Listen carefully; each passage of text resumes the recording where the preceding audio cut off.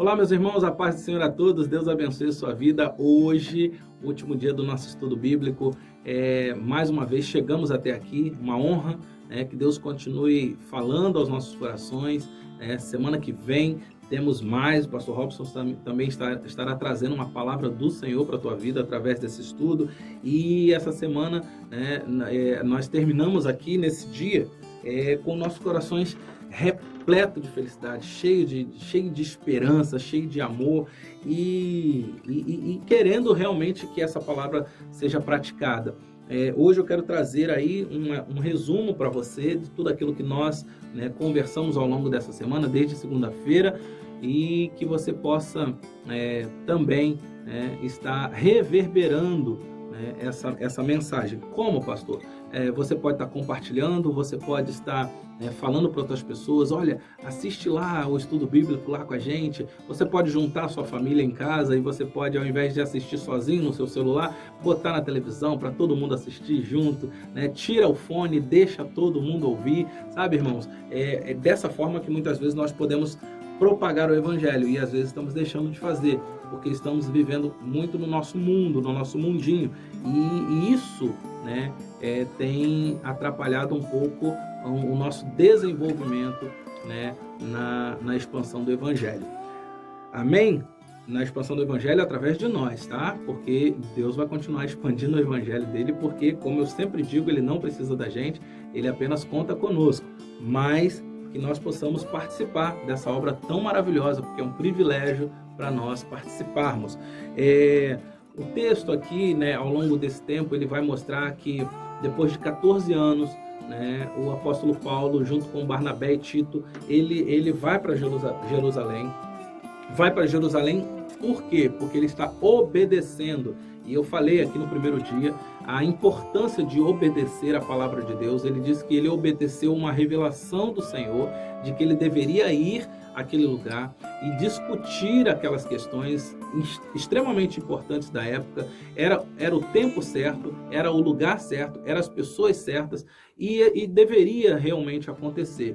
Então, ele obedecendo essa revelação de Deus, ele vai até Jerusalém com esses irmãos para ouvir ali os líderes da igreja e para discutir aquilo que estava sendo feito ao longo daquela caminhada. Bom, ele expõe ali de que maneira ele estava pregando o evangelho aos gentios, e eu falei também da importância que não é o alvo, mas o conteúdo.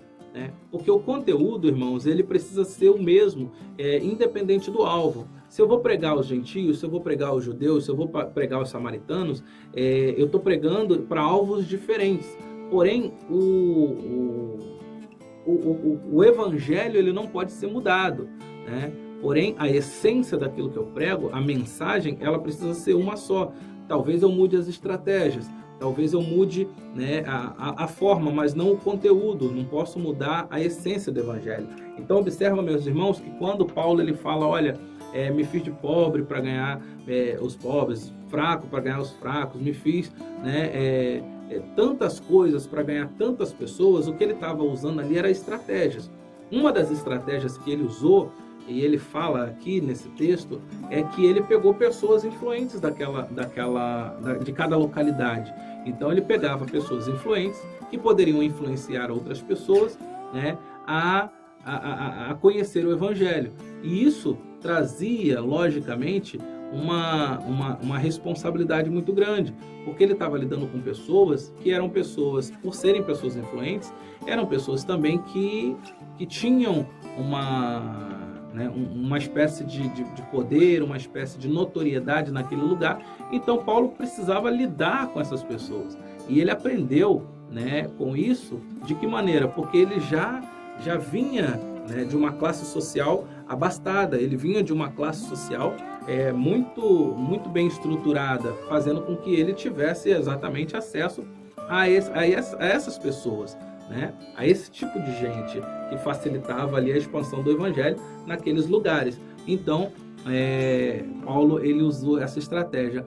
Mas mesmo ele sendo uma pessoa de uma família abastada, de uma família privilegiada, né, socialmente falando, financeiramente falando, estudou nas melhores escolas, ele foi discipulado por Gamaliel, mesmo tendo toda essa carga, né, sobre ele, né, de importância humana e social, ele fala que para Deus nada disso importa. Ele fala que Deus não olha para a aparência humana, ele não se importa com a aparência humana, porque Deus não faz essa acepção de pessoas, né? E aí ele traz isso nesse texto, né? E ele vai falar depois também da questão do evangelho da incircuncisão. Ele fala que Tito, mesmo sendo grego, caminhando com ele não passou pelo constrangimento da religiosidade, de ser circuncidado simplesmente porque era um costume judeu, era uma questão, né, da religiosidade cristã da época, e que muitas vezes as pessoas achavam que essa era a única coisa que, né, que faria com que aquelas pessoas se tornassem verdadeiramente cristãos, né? Era a espécie de batismo da época, né? Nós sabemos que hoje o batismo não confere graça, o batismo não confere salvação, mas o batismo é um reconhecimento público que nós fazemos, né, de reconhecer Cristo como único e eterno Salvador das nossas vidas, tendo ali, né, a oportunidade de, ao descermos as águas, sepultarmos o velho homem, e ao emergirmos, ali nasce uma nova criatura. Então, meus irmãos, essa era a espécie do batismo da época, mas virou algo, né, assim, tão absurdo que Paulo começou a combater isso, essa religiosidade. Então, assim, entenda que hoje nós temos o batismo como algo muito importante que deve ser feito, que deve ser praticado nas nossas igrejas. Mas o que nós estamos olhando nesse texto aqui, num contexto teológico, numa discussão teológica, era que, assim, algumas coisas estavam extrapolando na época, e aí estava impedindo a propagação do evangelho por meio deles, né? E eles, ou melhor, ele estava tentando impedir, né? Porque, mais uma vez, eu vou lembrar aqui que Paulo diz assim, olha, em momento nenhum eu me submeti ao aprisionamento que alguns falsos irmãos estavam tentando colocar em nós, para que o evangelho não fosse pregado. Porque se eu me submetesse a isso, eu não pregaria o evangelho não chegaria em vós. Ele está falando isso aos Gálatas, ou seja, olha só o tamanho da caminhada, olha quanto tempo que isso acontece. Mas lembre-se que quando nós falamos na semana retrasada aos Gálatas, nós falamos também que essa carta, ela foi a primeira epístola escrita por Paulo às igrejas. Então, observa que depois, né, dessa carta aos Gálatas, tantas e tantas outras foram escritas. Então, meus irmãos, o que eu quero te dizer é que nada pode parar a expansão do Evangelho, nada pode parar a palavra de Deus, quando ela precisa ser pregada aos corações de todos que precisam chegar. E aí ele vai continuar dizendo que no meio dessa história, algumas pessoas que eram influenciadores, né, como Tiago, Cefas e João, que eram os líderes da igreja naquela época, eles não deram crédito, né, à missão de Paulo.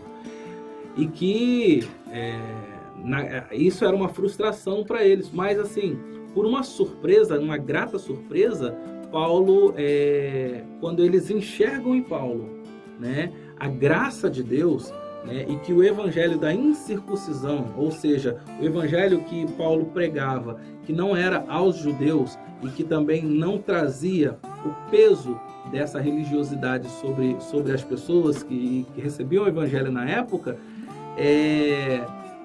aquelas pessoas começaram a olhar para ele de uma forma diferente.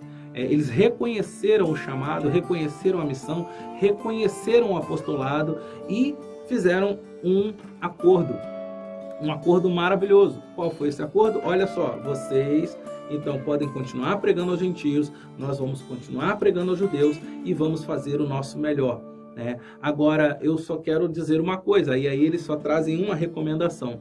Olhem para os pobres, cuidem dos pobres, né? Se interessem pelos pobres, né? Amem os pobres, façam a diferença na vida dos pobres. Eles falam assim, olha, recomendando-nos somente que nos lembrássemos dos pobres, o que ele também se esforçou para fazer. Então, meus irmãos, esse aqui é um resumo daquilo que nós vimos ao longo dessa semana. Eu quero te encorajar mais uma vez a permitir que o Espírito Santo ministre na sua vida, transformando toda essa teoria em prática, né? Tudo isso que nós lemos, tudo isso que nós aprendemos, ouvimos, em prática nas nossas vidas. Que Deus possa nos abençoar. Eu quero orar com você mais uma vez, para terminarmos essa semana lá em cima, terminarmos essa semana aí, né, com a corda toda, fechar com chave de ouro e que possamos ser motivados por esse Jesus. Amém? Senhor, pedimos a Tua bênção mais uma vez nesse tempo e pedimos que o Senhor nos encoraje. Pedimos, Pai, que o Senhor trabalhe em nós. Pedimos que o Senhor, Pai, não permita que venhamos a desanimar. Pai, que o Senhor, em nome de Jesus, nos conduza, Senhor, onde o Senhor quer nos conduzir, para que possamos ser verdadeiramente missionários do Senhor e participantes da missão que o Senhor outorgou à Tua igreja. Como igreja, Pai, queremos dizer que é um privilégio participar daquilo que o Senhor está fazendo no mundo e que em nome do Senhor Jesus, Pai, que possamos ser ousados, que em nome de Jesus, que possamos ser boca do Senhor, que em nome de Jesus possamos ser sal da terra e luz do mundo. Nos ensina, nos encoraja e assim nós pedimos e agradecemos desde já, em nome de Jesus. Amém e amém. Glória a Deus. Deus abençoe a sua vida e até a próxima, até o próximo estudo. Em nome de Jesus, fica na paz.